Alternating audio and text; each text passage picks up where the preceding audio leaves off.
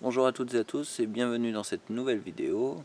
Quelqu'un m'a demandé de tester avec mon oscilloscope le signal de ce générateur, de ce groupe électrogène à essence, pour voir si la fréquence était constante justement et si je pouvais, en réglant la fréquence, simuler un réseau et faire fonctionner mes micro-onduleurs.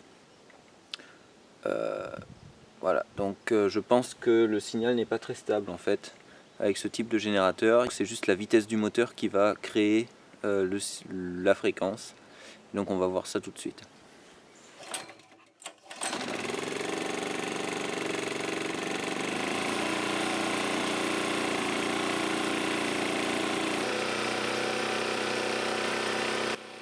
J'ai d'abord essayé de faire tourner le générateur à vide. On voit que la fréquence est assez élevée.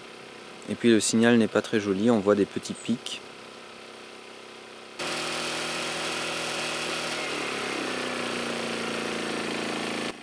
Sous une charge de 1000 watts, le signal devient beaucoup plus lisse, on ne voit plus les petits pics. Et la fréquence diminue et se stabilise autour de 50 Hz. Cependant, la fréquence reste encore relativement variable.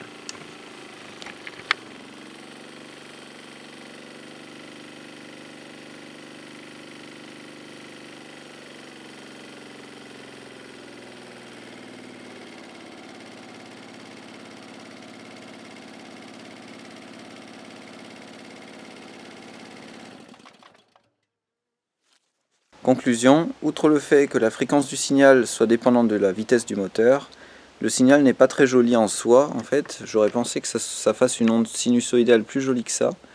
C'est-à-dire que voilà, on voit des petits pics quand on ne met pas de charge sur le générateur, qui sont peut-être dus aux contacts qui sont sur le rotor et les charbons, donc qui font contact, enfin, c'est comme des petits interrupteurs.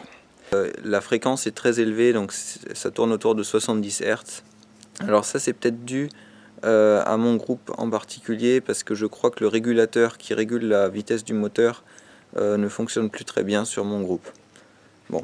Et ensuite, si on met le groupe sous une charge, eh bien, on ne voit plus les petits pics, mais par contre la sinusoïde se déforme. Et c'est justement au niveau du passage à zéro que ça fait un petit S, enfin assez gros S même. Par contre, la fréquence diminue et se stabilise autour de 50 Hz, mais c'est quand même pas très stable, c'est-à-dire que ça varie encore beaucoup.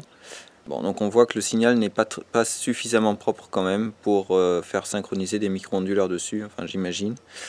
Et en plus ça serait peut-être dangereux. Bon, donc j'espère que ce petit complément de vidéo vous a plu et je vous dis à la prochaine.